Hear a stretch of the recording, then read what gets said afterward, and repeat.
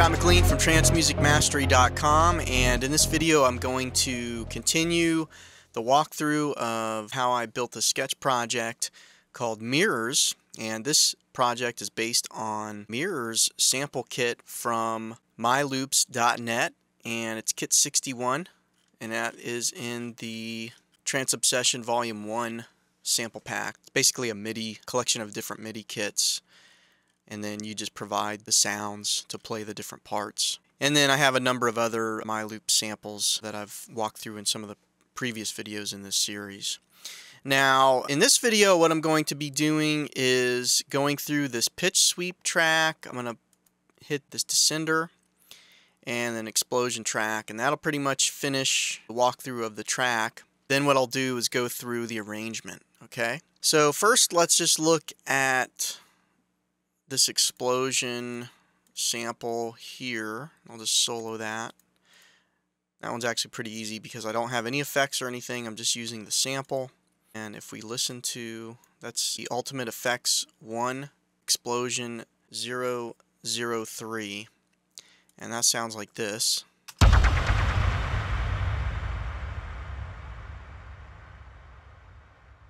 Okay, pretty nice sample.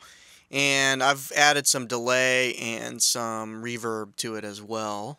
So if I take those off, then the sample is like this.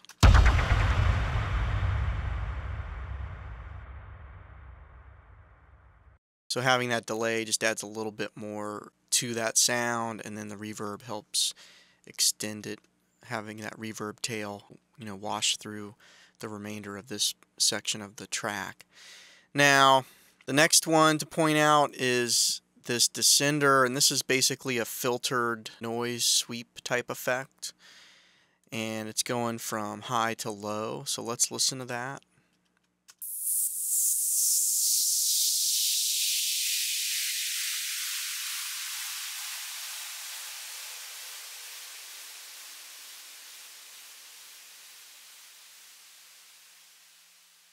Okay, and I also have some delay and reverb on that as well.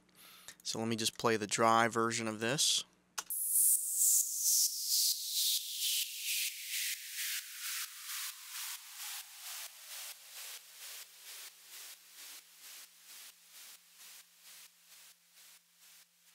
Now you may have noticed that there's sort of that pulsing type effect on this. That's actually coming from Sidechain Compression. So I have a compressor here that's applying sidechain compression from the kick, or actually the sidechain track that we had gone through in earlier video. And if I disable that, you can listen to it.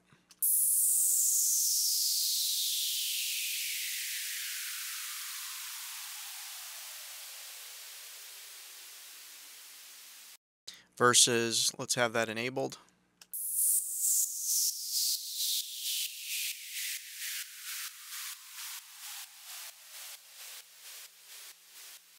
Okay, so you see how that works. And then I have EQ here just to really emphasize, only allow the high frequencies from this sample through. So if I disable this, disable the compressor, this is the original sample without any effects being applied.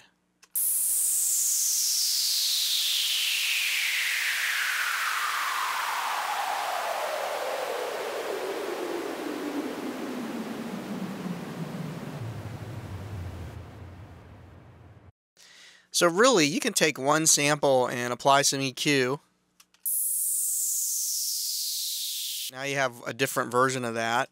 If I wanted, actually I just want to kind of demonstrate a little bit of, let's say I wanted to do something like this. Let's see what effect this has on it.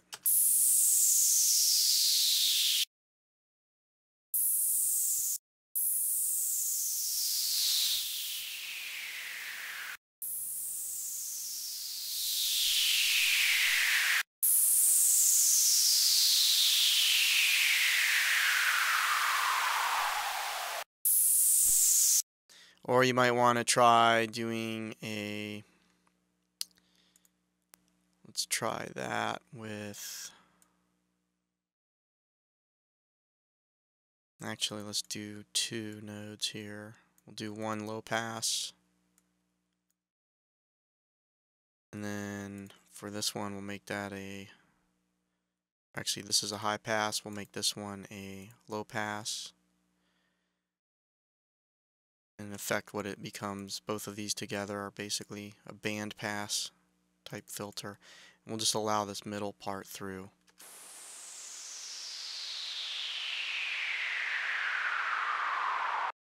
So, you know, it's just a matter of experimenting with the EQ. For this particular project, what I wanted was pretty much this, just to allow just a little bit of the top end through.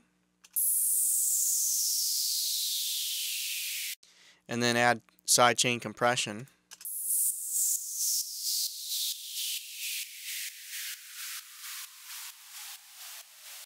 Okay, so you get the idea, and then when we add the effects, it sounds like this.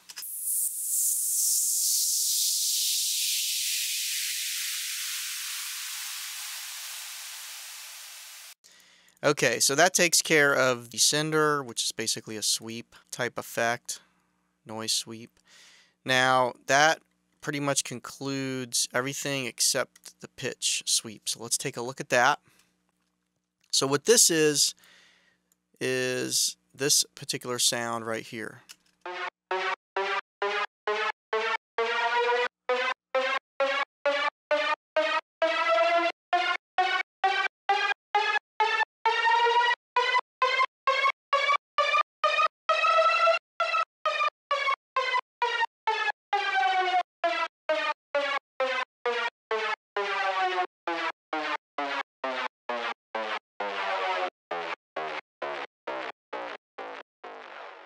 Okay, so let's look at how this is created. Basically, you'll hear this used a lot, this type of effect in a track, and you can come up with different patterns and stuff. This is the pattern that I created. Let's look at that real quick. It repeats, so in effect, the pattern itself is basically a 2-bar pattern. So if we look at the 2 bars, the first bar, it's every other eighth, so on the offbeat, and then the second bar is basically offbeat, offbeat, and then it starts on the third offbeat and holds through till the end of the bar. So that's the pattern, and then that repeats over a series of 8 bars total. Now, over that 8 bar, we can actually, let me disable that so that it's just not obscuring the view here. So those are the notes. It's F. I'm holding F again. This track or this sketch is based on F minor. So during this section of the track, all of the notes being played are essentially F.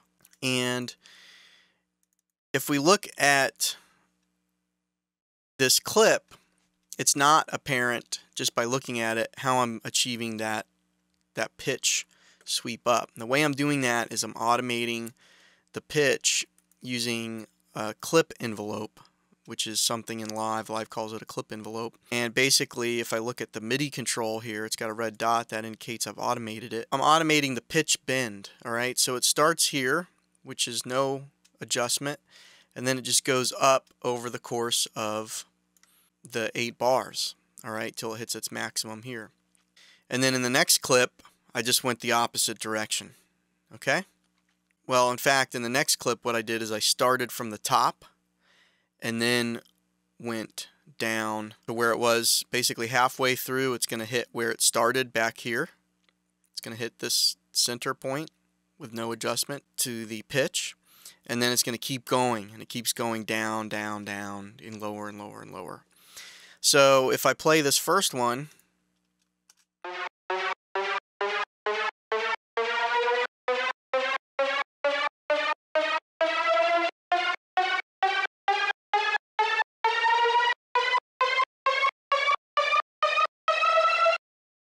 and then the second one,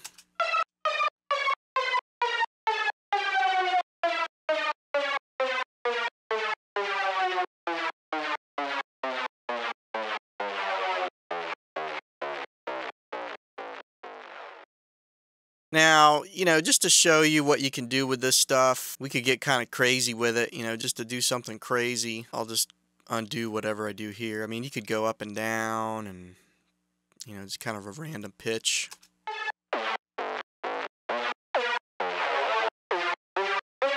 You know, and if that was happening like on a 16th note basis,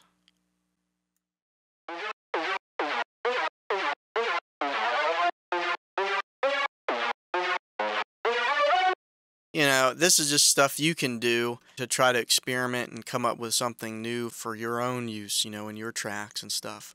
But if you just want a basic pitch sweep up, the way to do that is simply, I'm just going to undo, is basically you just lay in a clip automation envelope like this. If I didn't want to go all the way up, I could do more gradual.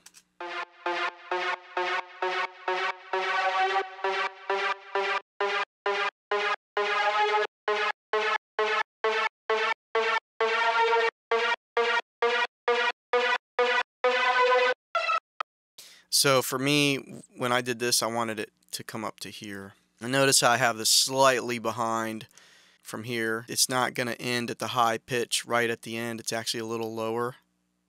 That's so when this next one comes in, it's slightly higher. It starts at a slightly higher pitch and then comes down. So it just depends on how you want to do it. There's no right or wrong way. Now, for this pitch sweep, let's look at how the sound design is. I'm going to disable the auto filters, compression, and let's bring up Sylenth1. One thing to point out with the pitch sweep is you're going to want to adjust the, since I'm modulating the pitch wheel here, pitch bend, I want to change that range. So I've increased the bend range to 24, okay? Typically I think it starts at like 3. So what's happening is, if I move this out of the way, just remember that the bend range now is 3. What's happening is this pitch bend automation here is occurring, it's going from this value here, 0, up to here, maximum, within this range of 3. Okay, so it's not going to vary as much in terms of pitch. So if I just play it with a pitch bend range of 3, you'll hear how this sounds now.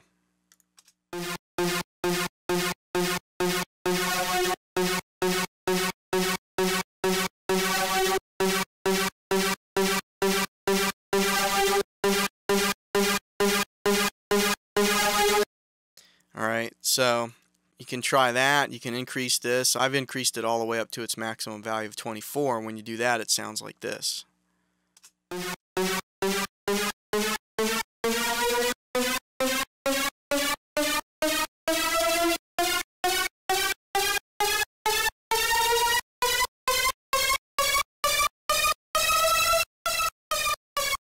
Okay, so that's the basic idea in terms of this bend range. Now, for the sound itself, I'm not doing any modulation. In fact, let me go back to this point so that we're at the right pitch. And if we look at the oscillators, I've got part A. Both oscillators are sawtooth waves, 8 voices, retrig is enabled. Oscillator A1 is pitched down 1 octave, fine-tuned, slightly negative. Stereo in the middle, pan in the middle, with some detuning on these voices to fatten up the sound. Then I've got oscillator A2 configured similarly as A1, except its pitch is octave 0, so it's not adjusted, and fine-tuning is slightly positive or high, slightly sharp. So this is slightly flat and this is slightly sharp, and that just helps fatten up the sound even more. Okay, now part B is configured similarly, alright, except both of these oscillators are octave 0. There's no fine-tune adjustment, and similar amounts of detuning. Stereo and pan are in the center, and that's about it for the oscillators. Now the Amplitude amplifier envelopes, those are configured similarly as well. Pretty much attack, decay, and release are near 0 or at 0. And sustain is maximum value for both of those. The key to this sound is the distortion. So if I turn that off,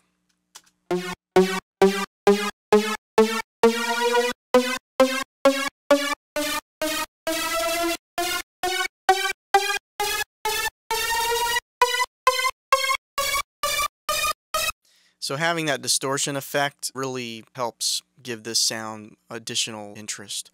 The type is overdrive, and I've simply just put the dry wet to 100 and amount to max. And then all of that, both oscillator parts A and B are being routed into filter A, which is a low pass filter, 24 dB slope, some drive amount, warm drive, and then resonance is at 0, and then cutoff is configured to be fairly high on this particular patch. That's about it. Also the mono legato, but that's not really going to have any effect on this particular MIDI part because I don't have any overlapping notes. And the note pitches aren't, well, the notes aren't changing. It's always an F. So we're not going to hear any sliding or anything like that. Alright, so next, let's look at the sweep down. And again, it's the same thing except I've just modulated or automated the pitch bend so that it goes down from high to low.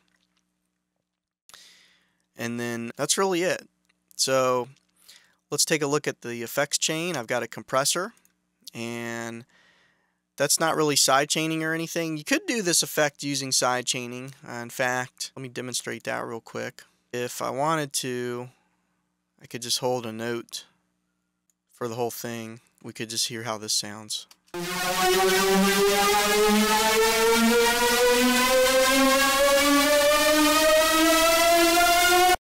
Alright, so with sidechain enabled, it'll sound like this.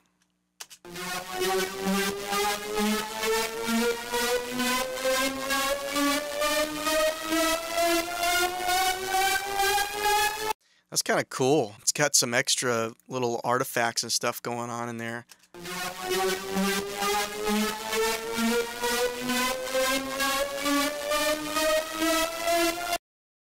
And then, but I'm going to return it to what it was originally.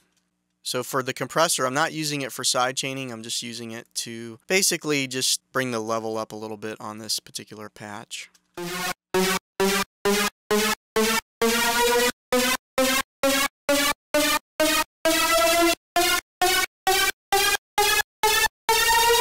Alright, so for the auto filter, I'm using that to cut out the low part, low end.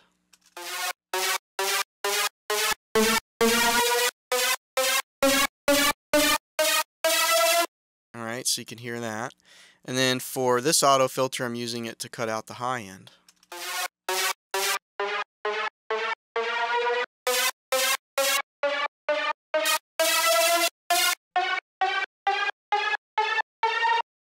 Alright, now the other thing that is being modulated is Sylenth1. In fact, there's a couple things that are being automated.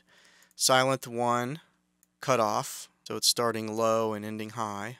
So over the course of this clip playing, the cutoff frequency is going to go from low to high, which is going to end up giving a brightening effect as the patch plays. It's going to get brighter. And then the other thing is the mixer volume. Slight adjustment here to the mix just to help it sit better in the mix overall. So it kind of creeps in a little bit at the beginning, just kind of fades in, gradually gets a little bit louder. Not much. It's about, let's see, minus 19 versus minus 15. So a 4 dB difference. Gradually creeps up and then drops down at the end. So let's watch that. And the other thing to point out is I do have some ping-pong delay and some reverb. So I'll demo the ping-pong.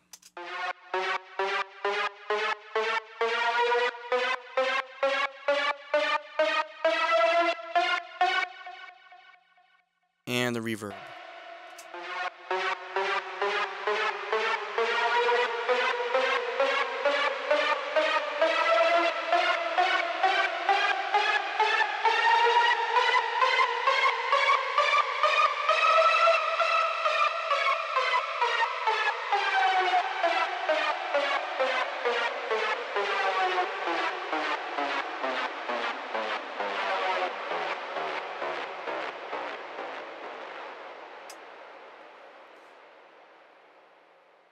Okay, that's it for the pitch sweep. So that concludes all of the tracks, and I'll see you in the next video.